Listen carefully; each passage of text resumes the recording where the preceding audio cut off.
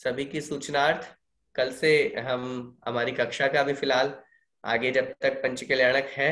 और वैसे तो कार्यक्रम आप सभी लोगों के पास में पहुंच चुका है। तदनुसार सभी लोगों को उस भावना बनानी चाहिए। मैं फिर निवेदन करना चाहूंगा हमारी कक्षा के सभी सदस्यों से कि सभी को कुंडलपुर महामहोत्सव में भाग प्रत्यक्ष रूप से लेना चाहिए। और अगर कदाचित किसी की कोई समस्या है, वो अगर प्रत्यक्ष रूप से भाग नहीं ले पा रहे हैं, तो परोक्ष रूप से जरूर भाग लें। हमारे पास में जिनवाणी चैनल और भी अन्य चैनल के माध्यम से कार्यक्रम पूरा दिखाया जाएगा।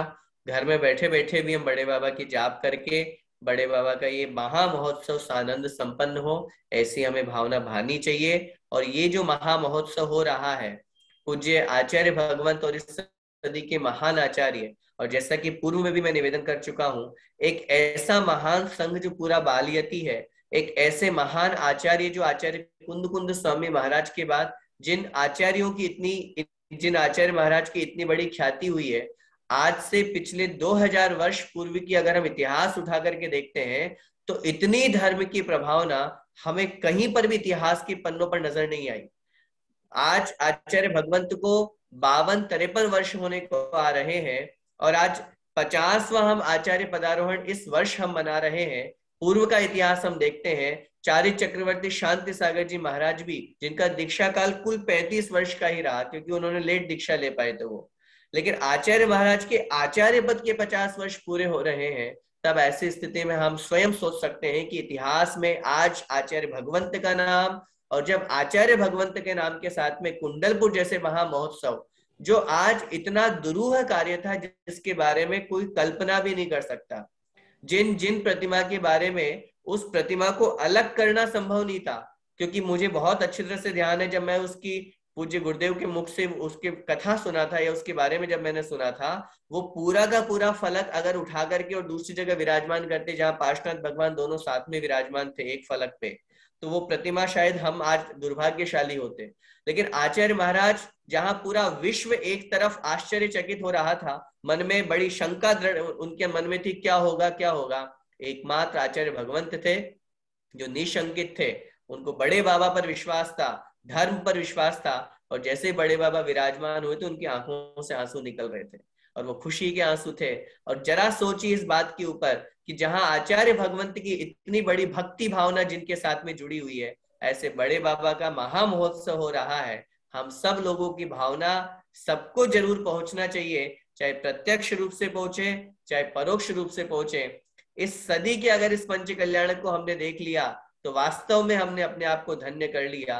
और अगर नहीं देखे तो मैं यही कहूंगा, और अब तक जिन्होंने बड़े बाबा के दर्शन नहीं किए, जिन्होंने छोटे बाबा के दर्शन नहीं किए, मैं कहूंगा उनका जीवन व्यर्थ है, किसी काम का नहीं है। उनको जरूर अपने जीवन को सार्थक बनाना है। अगर सच्चे दिगंबर गुरु को देखना है तो आचार्य भगवंत को देखे और पूरे संघ को देखे।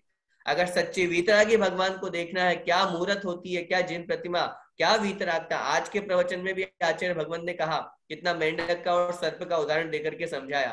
केंद्र में विराजमान उन वीतरागी भगवान को जरा स्मरण कीजिए, उनके सामने सब बेरभाव बुला देता है। जहां एक सांप मेंढक को देख करके उसको दबोचने के भाव रखता है, मारने का भाव रखता है, वहां वीतरागी भगवान के समोषण में पहुंच करके हर किसी के मन में परिणाम दूसरे रूप हो जाए करते हैं। सबको समत्व रूप, समता परिणाम रूप जहां हुआ हो जाए करता है, बेरभाव बुला देते हैं। ये सब महोत्सव का ही पूरा परिणाम है। आचार्य महाराज बहुत बार भी संकेत दे चुके हैं, देव वहां पर आएंगे, देव देवियां भी उस महोत्सव में सम्मिलित होंगी। तो हाँ। हम देव देवियों से कम थोड़ी ना हैं, हम मनुष्य हैं। अरे जब वो स्वर्गों से चल करके यहाँ आ सकते हैं, हजारों लाखों करोड़ों किलोमीटर की यात्रा करके यहाँ आ सकते हैं, तो हमें तो 2, 4, 10, 50, 100 किलोमीटर की ही यात्रा करनी है। हम जरूर पहुंचे और आचार्य भगवंत के चरणों में अपने भावों को रखें, और बड़े बाबा और छोटे बाबा और पूरे संघ से जितना पुण्य लाभ हम ले सके, हमको लेने का प्रयास करना चाहिए और इस महा महोत्सव में सम्मिलित होना चाहिए। बोलिए कुंडलपुर महा महोत्सव की जय। जय। सुशीला ताई जी वहां कुंडलपुर में अभी हैं, तो मैं उनसे भी निवेदन करूंगा कि 2 शब्द वो भी कहें। अभी आचार्य से कितने खुश है, ये सोचो। सबसे पहले इतनी खुशी उनके मन में कि सोच भी नहीं पाते हैं।